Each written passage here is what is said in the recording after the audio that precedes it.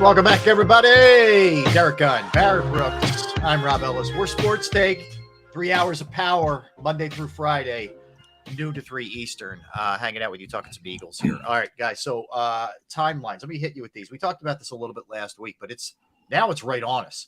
So today's February 20th, and as Barrett pointed out, it is President's Day. But so February 21st through, which is tomorrow, through March 7th, is franchise transition tag designation. So this is where you can lay this on people if you feel like you're not going to be able to come to some kind of deal. There's a lot of speculation that New York, the Giants, might do this with Daniel Jones, who we'll get into in a little bit here. But they may end up franchise tagging him. There are reports out there. I'll just real quick on him. He's changed agents, and there are reports out there that he's looking for $45 million.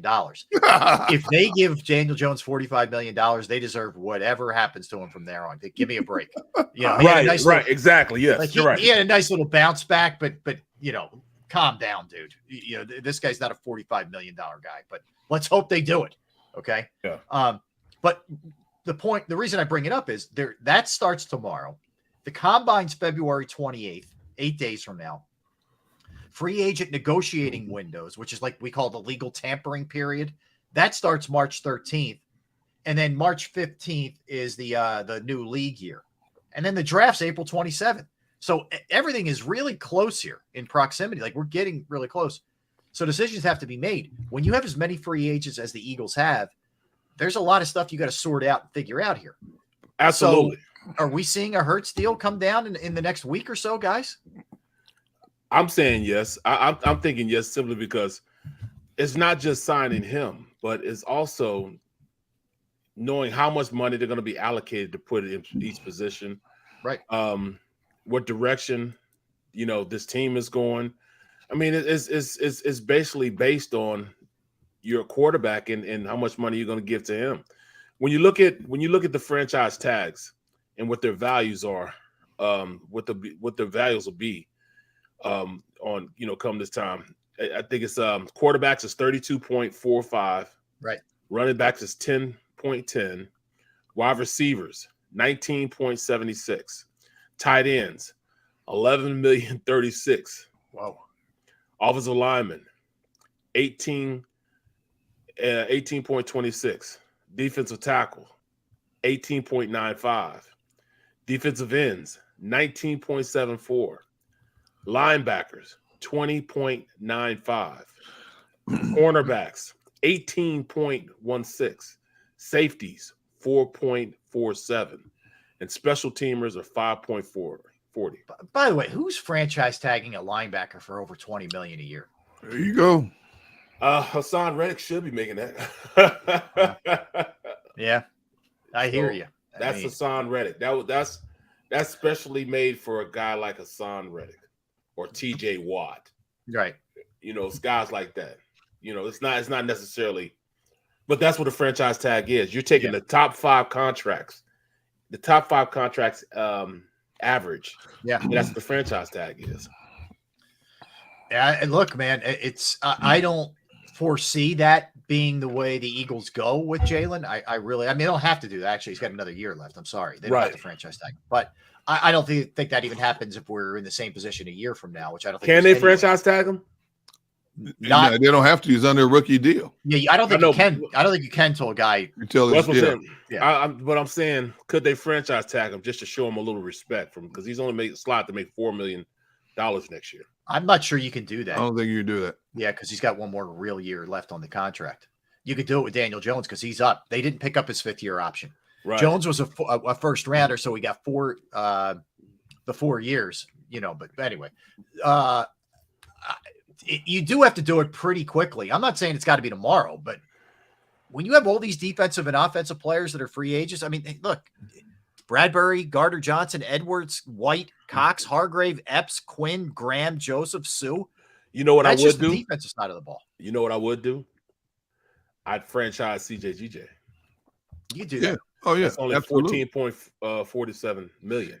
I don't think he'll play. You know what they'll do? He'll do, I'm not going to camp on a franchise tag like a lot of players do, and they'll work it out eventually. They'll get it worked out. But that's where I would start. It's franchising him. With Jalen, there's an urgency, but there really isn't in a lot of ways. Howie Roseman has already determined what the price is they want to pay. What's going to drag it out, if anything, is going back and forth with his agent. How much is guaranteed? How much is up front? How much is spread out over 3, 4, 5 years? Eagles might want 6 years. They only want 4 because we can revisit this after 3. So it's going to be a lot of serve and volley, with this contract. He's going to get a certain number that we all, what the weird thing is, whatever number he gets, even if he's the highest paid quarterback in the league, we're not going to sit here and be wild by it because it's the going rate. We keep seeing these numbers go up every year. When Kyler Murray, if Kyler Murray getting 45, what in the world is that? Yeah. Okay. And so I don't think, like Rob said, it has to be done tomorrow. But I go back to what I said last week. And they gave Carson Wentz his money when he was still under contract. So you better doggone sure do the same for Jalen, because your owner's already said he has nothing left to prove. Okay, that's one check mark in the box. Now it comes down to negotiating the numbers. Howie is very good at identifying numbers for the next season before the current season is even underway. He knows they've looked what we discuss every day about who's staying, who's going. He already knows that in September. Yeah, the mechanisms are working then. That's what this didn't all of a sudden sneak up man on does. No, he's known long in advance what this is, and especially as the season's gone on and Jalen's played the way that he's played. Absolutely, he's known that. That's why I think this gets done in real short order. Like I don't foresee this being a long drug out process. They're absolutely going to get it done. But if they do put it off to build that defense close, if they do make him play under that rookie contract and to build that defense to something close to what it was, it's going to be the topic of discussion every week from September to December, especially if he plays anywhere close to what he played this year. I don't rule it out. That's my last option.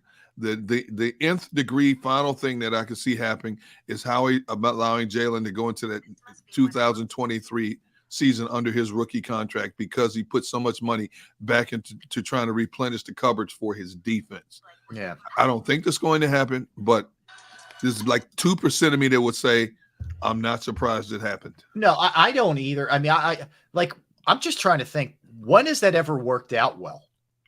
It didn't last year with Lamar Jackson is the most recent example of this. It didn't work out well for him. He got hurt. Not at all. Yeah. It never seems to work, and they know that. They know that better than anybody else. The Eagles, so they'll get this done. I mean, Howie didn't even duck it at all when he was asked about it. Nope. I won my captain back. Yeah, Captain Tony. I'm his franchise player, but yeah. when you look at, I mean, let me ask this to you. Do you guys think we need to franchise Miles Sanders? Heck no. No. Heck no. No. All right. I'm not franchising anybody. Heck no. I'm not. You better franchise David Lovato. I wonder what that money is. What is that for $5.4 million? Well, think about what John Dornbos got in his last year. I mean, they were paying him well for a long snapper. So I would say like Barrett, like right around $4 or $5 million. It's nice when you never have to worry about that position. It is. But nice. But the thing is, it's weird as it sounds. We say $4 or $5 million is chump change by today's NBA standards, but it does eat up a percentage of the cap. And when you have so many people, you have to try to figure out what you're going to do or which direction to go in. You got to relook at that as well. And if Lovato says, well, you people have identified me as one of the best long snappers in the game, but I'm only the 12th highest paid long snapper, I don't want to sign this. Right. Why would you sign it? And right now, I'm not saying that they're going to go in and franchise Hargraves, but I mean that's too much. $18.26 million. Now, let me give you one just to put in perspective here. Deshaun Watson's cap hit is $54.9 million. Who? Deshaun Watson with the Browns. It's 54.9. That's his cap hit. Yeah.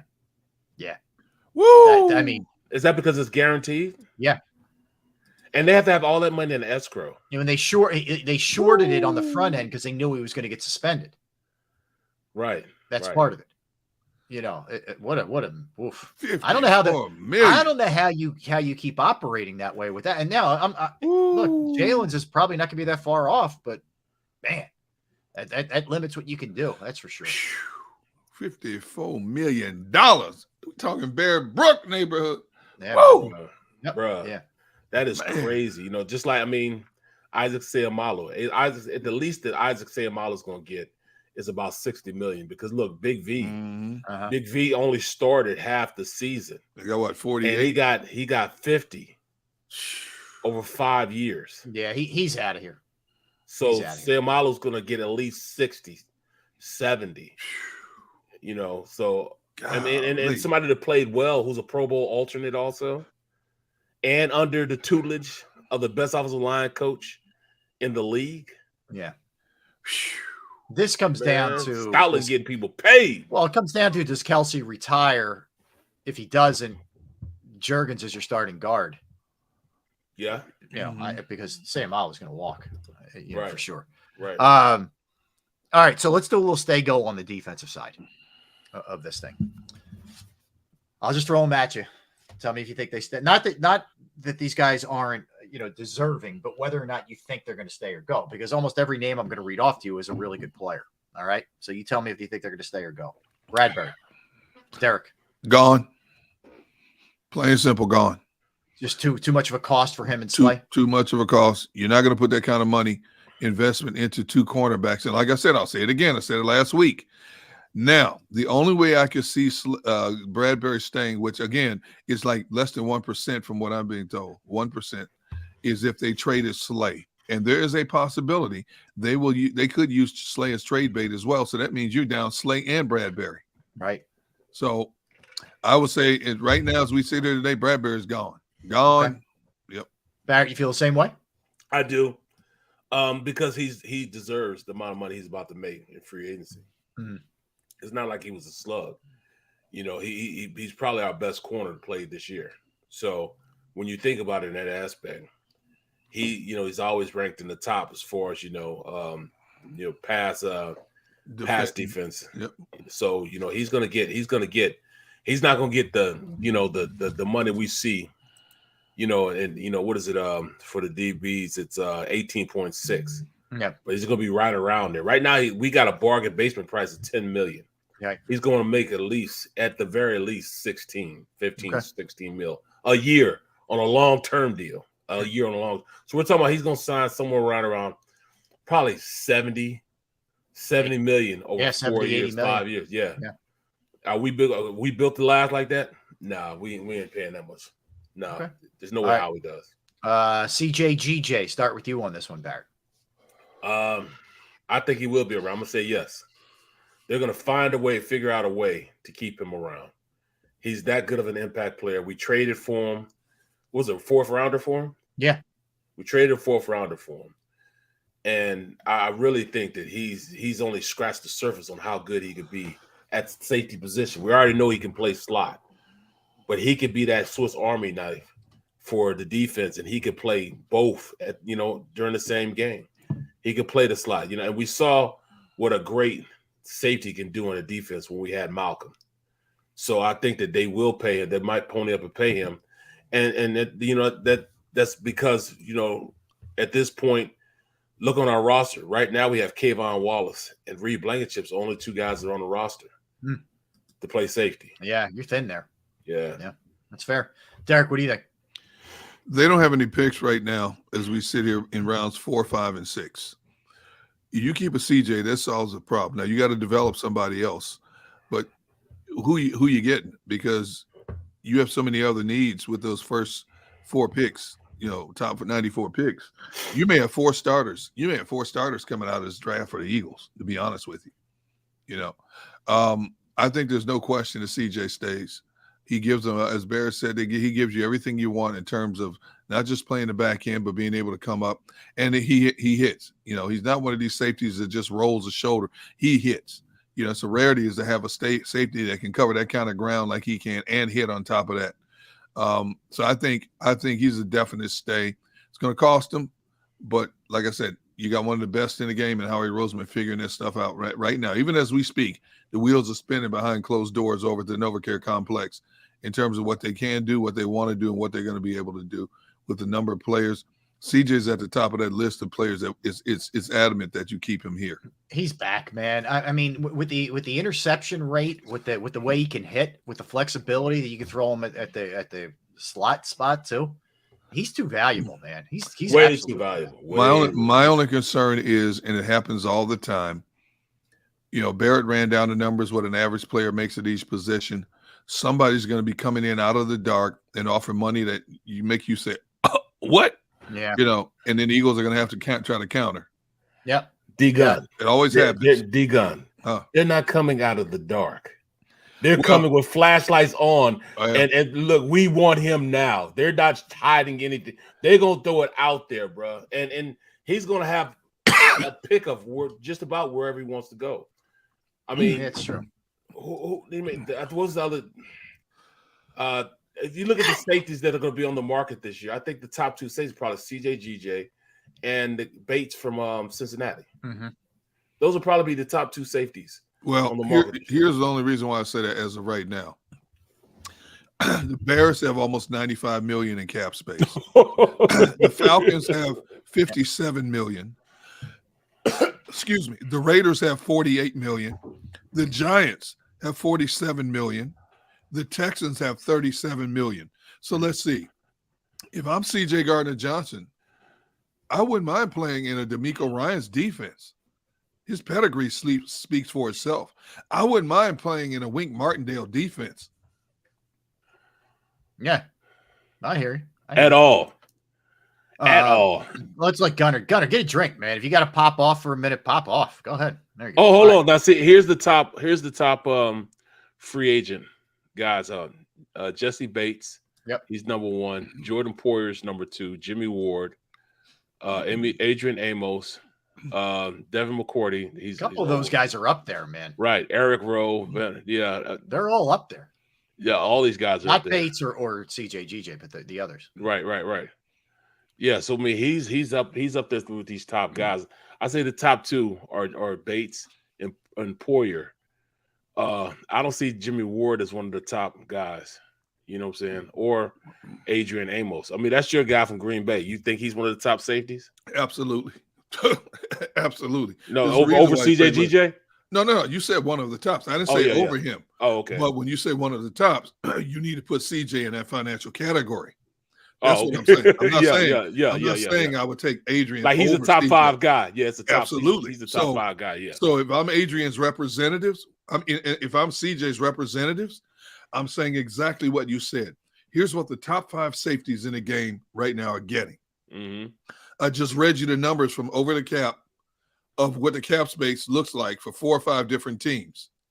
Okay. And 2 of those teams have well-respected defensive coordinators. Houston, go to Houston. I'm playing in a dome. I'm playing in a warm weather city. Majority of my games will be played in controlled environments, number 1. I'm playing for one of the best defensive minds in the game in D'Amico Ryans, number 2. Secondly, Wink Martindale. I know what he did in Baltimore. I know what he did with this Giants defense with lesser talent. I could go to New York and help them stabilize the back end of their defense for a lot more money than the Eagles are offering me right now. Yeah. I have 2 viable. Now the problem is the from a management standpoint, the 4 or 5 names that you just mentioned, those teams will use those as bark. Oh, you don't want to come here for what we're offering you? Oh, well, then we'll go out and get Adrian Amos, so we can go out and get so-and-so. Now you got to make a business decision. But the numbers are still going to be up there, maybe more than the Eagles can afford or budgeted for a safety. All right, this is what Chauncey Gardner-Johnson made last year. $826,000. That was his base salary. What about incentives and stuff? He didn't have any. This is his rookie deal. Wait, he had no. Whoa! He had no incentives on his deal. Let's see, teams. Let me go to teams. They say they calculate his market value is $13.3 million a year, and rightfully so. That's his calculated. So his calculated value is 5 years, $66 million. That's the market value that he's garnering right now. Interesting. Is that ridiculous or what? It's 13. Yeah. Wow. Where is he? Jesse Bates is only $14 million. Mm-hmm. He's looking at 4 years, $56 million, at $14 million a year. That's the project. These are all projections from Spot Track. Yeah. And they're dead on with this stuff. And Dan Sills brings up an interesting point. You watch Arizona offer a lot for these Eagles free agents. Yeah, it wouldn't surprise me. That's a good point. See where both of those teams are cap wise. But let's see, Arizona right now. He's already grabbed up Nick Rallis. We'll see who else they end up trying to pilfer here. Right now, Arizona has $13.7 million in cap space, which will be a lot more once they delete some more salaries from that. So that quarterback sitting there. That's what it is. See, that quarterback sitting there. Mm-hmm. Okay. All right. Let me hit you with a couple others. Then we'll do. We'll save the offense for tomorrow. TJ Edwards. I think he's back because I think you get him at a reasonable price. Yes, I think so also. And when you look at it, he's a Mike linebacker, and they're not as valued as the outside rush linebackers. You know what I'm saying? Yeah. So okay. And the box linebackers. I'm trying to see where what the market value for those guys are. Let's see. Interior linebacker. Where are we here? Levante David's a free agent. Oh, his market value. Let me see what he is. Now he's a proven starter play. He's a little older though, but his mark is 9.7 million. That's his projection. To make a year. Devin Bush from the Steelers. His market value now $3 million. So it varies in between those two. He'll be right in between those two as far as the amount of money he's going to be made. You got a guy like Tremont Edmonds from Buffalo. His market value is $11 million. Mm-hmm. He's looking to sign a 4-year deal for about $44 million a year. I don't think you have to give Edwards that much anywhere. Okay, exactly. Well, let's look at it from this perspective. Now, this is the total value of the top linebackers contracts in the NFL right now, as we know it. Okay. Now, obviously, he's not Roquan Smith. His value is $100 million. He ain't getting that kind of money. No. Shaquille Leonard's 98.5. Fred Warner 95.2. C.J. Mosley 85. Dude from Jacksonville's 45. Deion Jones 57 from Cleveland. Shaq Thompson 54 from the Panthers. Yep. Jerome Baker 37.5. Levante David right now his total deals was $25 million. He's 33 years old. So where does T.J. Edwards fits in? Is he better than Miles Jack of the Steelers? Right around the same guy. Okay, that contract now that's only $16 million. He's 28 years old. Okay, now I'm sure he's an unrestricted free agent in 2024. What about Isaiah Simmons of the Cardinals? He has $20 million left on his deal. Yeah. I mean, so where does TJ fall in? I think it is based on what is a coordinator looking for in an inside linebacker. Absolutely. What traits is he looking for? And TJ provides a lot of positives over his negatives. Sure he does. Okay. All right, let's go Kaiser White, who came over on a 1-year at cheapie. What was he make? I think he made 5 this year. Yeah, something crazy like that. With the Chargers, and the Chargers were bemoaning him leaving. They didn't want him to leave, but he just cost too much. Does he make more than TJ Edwards? That's what we got to think about.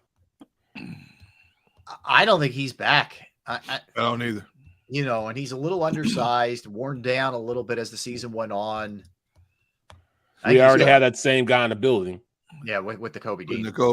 Yeah, but you look at a lot of the weak side backers, they're smaller backers that can run and can cover. And Kaiser White fits that bill, which increases his value.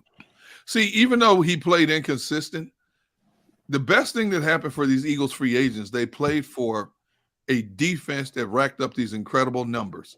And their representatives are going to use that in terms of leverage when they start shopping their players. And I don't blame them one bit. Yeah, it's exactly what you do. Now, whether we think, because we talked about it, Kazir disappeared a number of times in games, but the bottom line is Chargers didn't want him to leave. He's considered a very good weak side linebacker, and he can run. I mean, look how he chased down Patrick Mahomes, and Mahomes broke off that 26-yard run to put him in the game-winning field goal position. There are many linebackers that can run like that. Mm-hmm. And so there's a value for that. What's that value? That will be determined by a team desperate enough. I can see a team like Atlanta overspending for Kazir White. You know, teams like that, teams that you don't think are playoff teams, but those teams feel if we get one or two players at strategic positions, it'll make us that much better. Somebody always overpays for somebody. We know that's going to happen. Are the Eagles going to buckle and match? It can't. Financially, they can't. As great as this past season was, now you're in the salary cap doldrums because you got to pay your quarterback. Yeah. And everybody else is left to get what's left over. Plain and simple. I hear you. I want to touch on this. Now, let's do it when we come back. So part of and we'll pick up, believe me, we're not done with the stay-go thing. We'll continue the defense when we come back. But the other interesting nugget from all the Peter King stuff is that the Eagles offered, apparently, according to Jonathan Gannon, they offered him more money, a new contract, more money than NFL head coaches are being paid to stay. For as much as people aren't fans of his, the organization clearly is. So we'll talk about that when we come back. He's Derek. He's Barrett. I'm Rob. We are Sports Take, JAKIB Sports YouTube Network. All right, I want to tell you right now about Flynn Tree Services. Flynn Tree Services is an experienced, licensed, and insured Pennsylvania tree services company that will trim or remove any unwanted trees off of your property.